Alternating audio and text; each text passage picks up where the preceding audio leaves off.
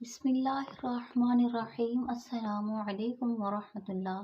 ایک مرتبہ درود شریف پڑھ لیں۔ مولانا روم نے لکھا ہے کہ ایک دفعہ ایک شخص نے اللہ کی عبادت کرنا شروع کر دی اور پروردگار کی عبادت میں اتنا مشغول ہو گیا کہ دنیا میں سب کچھ چھوڑ چھاڑ کر سب کچھ بھلا دیا اور سچے دل سے اللہ کی رضا میں راضی رہنے کے لیے انسانیت کے راستے پر چل پڑا۔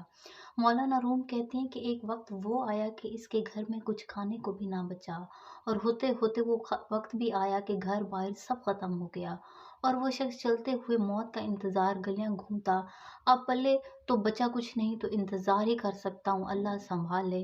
ایک دن بیٹھا ہوا تھا کہ دیکھا اس کے قریب سے ایک لمبی قطار میں گھوڑے گزرے۔ ان گھوڑوں کی سیٹ سونے اور چاندی سے بنی ہوئی تھی اور ان کی پیٹوں پر سونے کے کپڑے پہنے ہوئے تھے۔ ان گھوڑوں پر جو لوگ بیٹھے تھے وہ کسی شاہی گھرانے سے کم نہ لگتے تھے۔ ان کے سروں پر سونے کی ٹوپیاں تھیں اور ایسے معلوم ہو رہا تھا کوئی بادشاہ جا رہے ہوں۔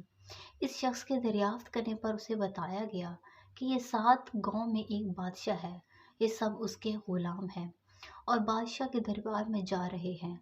وہ شخص کچھ دیر حیران ہوا کہ حالت غلاموں کی ہے تو بادشاہ کی کیا حالت ہوگی۔ اس نے آسمان کی طرف منہ اٹھا کر کہا، میرا بادشاہ، میرے مالک، میرا اللہ، شکوہ تو تجھ سے نہیں کرتا، لیکن اس بادشاہ سے ہی غلاموں کا خیال رکھنا سیکھ لے۔ اتنی بات کہہ کر وہ شخص چل دیا۔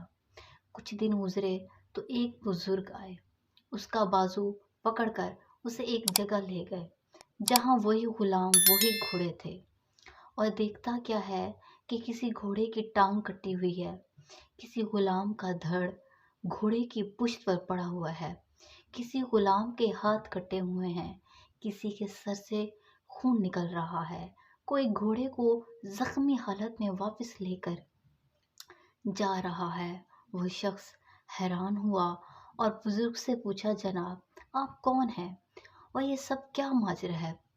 اس وقت اس بزرگ نے کہا کہ یہ وہی غلام ہیں جو اس دن سونے پر لیٹے ہوئے تھے اور آج یہ ایک جنگ سے واپس آ رہے تھے، اس لیے ان کی یہ حالت ہے۔ مجھے خواب میں بس اتنا کہا گیا کہ اسے کہنا مجھے خواب میں بس اتنا کہا گیا کہ اسے کہنا بادشاہوں کے لیے قربانیاں دینا بھی ان غلاموں سے سیکھ لے۔ حقیقت میں ہمیں قربانی دینا آیا ہی نہیں، چاہے دین کا معاملہ ہو، سیدھا کرنا ہو، رشتہ داروں کا یا دنیا کا۔